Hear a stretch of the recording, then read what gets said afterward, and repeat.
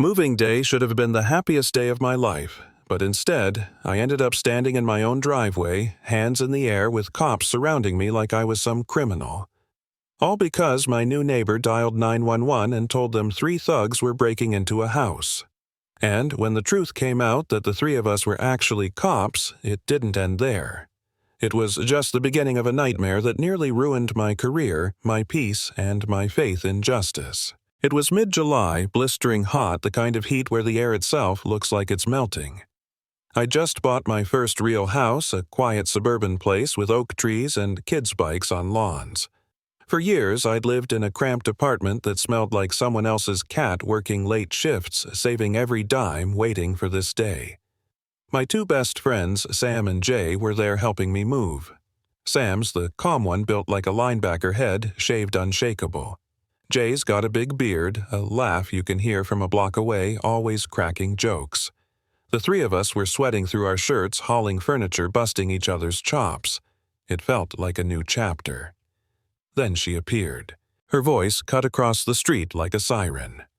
"Get your criminal friends and your thug-looking self off this street right now, or I'm calling the police." I froze, clutching my favorite reading chair in my arms, sweat dripping into my eyes. Across the street stood Carol, though I didn't know her name yet. White hair, perfectly styled, crisp linen pants, silk blouse, like she was headed to a garden party. A little yappy dog tugged at her leash, barking its head off. Her face twisted with disgust as she jabbed a finger at me. I tried to keep calm. "Ma'am, I live here, just bought the place. We're moving my stuff in." Her lips curled. "Don't you lie to me. I know who belongs here. Decent, hard-working folks, not your kind dragging down property values." Then she whipped out her phone. "I'm calling 911. I'll tell them 3 aggressive men are threatening me." And she did right in front of us, spinning a wild story to the dispatcher about a gang pretending to be movers. The laughter died between us.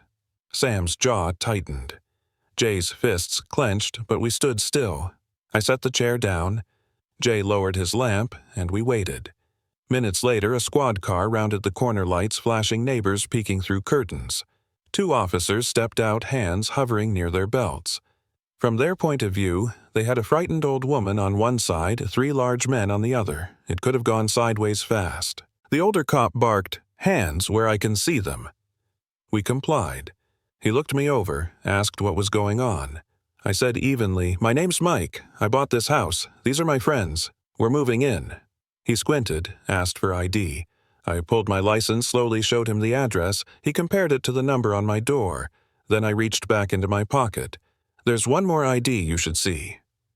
I flipped open my badge. Detective Mike City PD.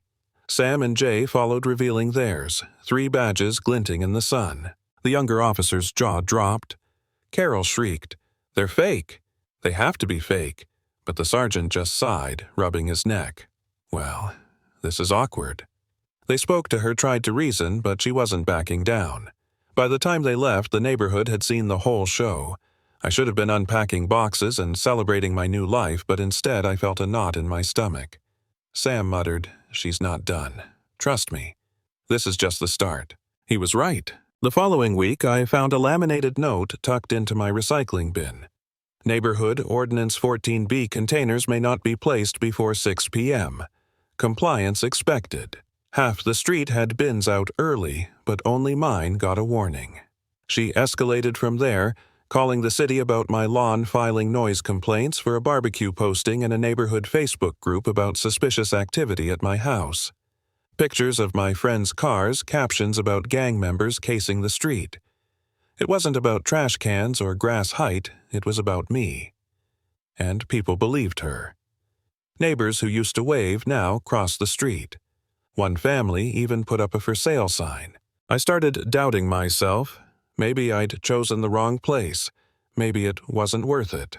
Jay told me flat out, "Sell, man. Life's too short." And for a second I almost considered it. But Sam shook his head. "You worked too hard for this. You don't let someone like her run you out." His words echoed, but the weight of being targeted was crushing. Then came the final blow.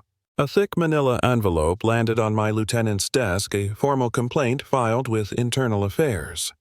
Carol accused us of threatening her, impersonating police officers, intimidating her with fake badges. Reading it was like being punched in the gut. I'd spent my whole career building integrity, and now I was being investigated like a criminal. The IA interviews were brutal. They twisted my words, implied I'd chosen a white neighborhood to make a political statement, even dug up Jay's sealed juvie record. Hours of questions designed not to find truth, but to catch us in contradictions. I left those rooms drained, humiliated, betrayed by the very system I served. For the first time, I wondered if maybe Carol had won. Maybe I should walk away. That's when Frank stepped in.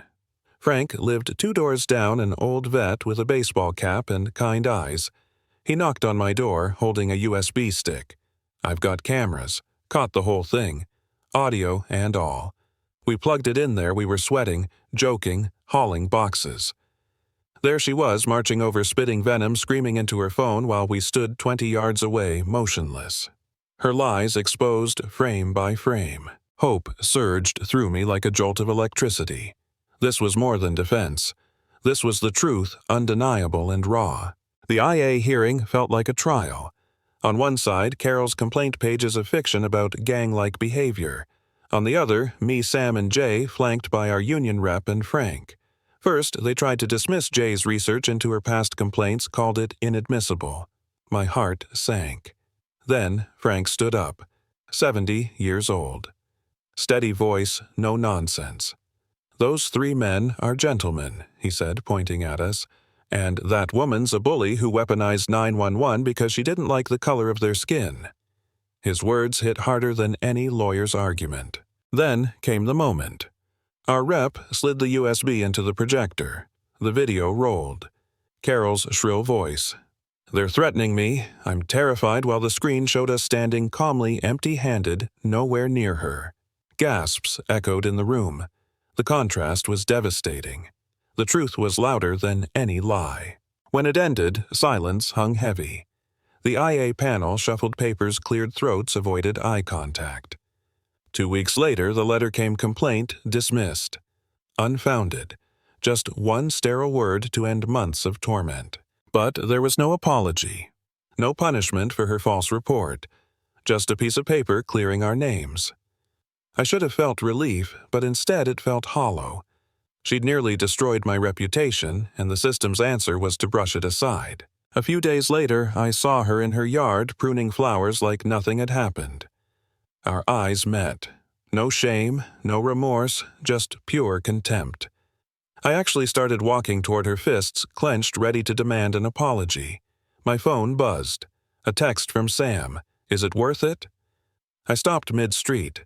I looked at her, then back at my crooked fence, my yard, my home. I turned around and went back. She wanted a confrontation. I wasn't giving her that satisfaction. And slowly, things shifted. Frank posted in the neighborhood group the complaint was dismissed. I testified. Mike's a good man. Neighbors who had avoided me started waving again. The for sale sign came down next door. Carol, once the self-appointed queen of the block, became a pariah. No one answered her emails. Her Facebook group went silent. She was left with nothing but her glare. The day of the IA hearing had been the climax, but this was the real victory, watching her power dissolve while I kept living my life. She didn't need to be screamed at or confronted. She just needed to be exposed. And once she was, she crumbled. Because in the end, bullies thrive on control. The moment you take that control away, they've already lost.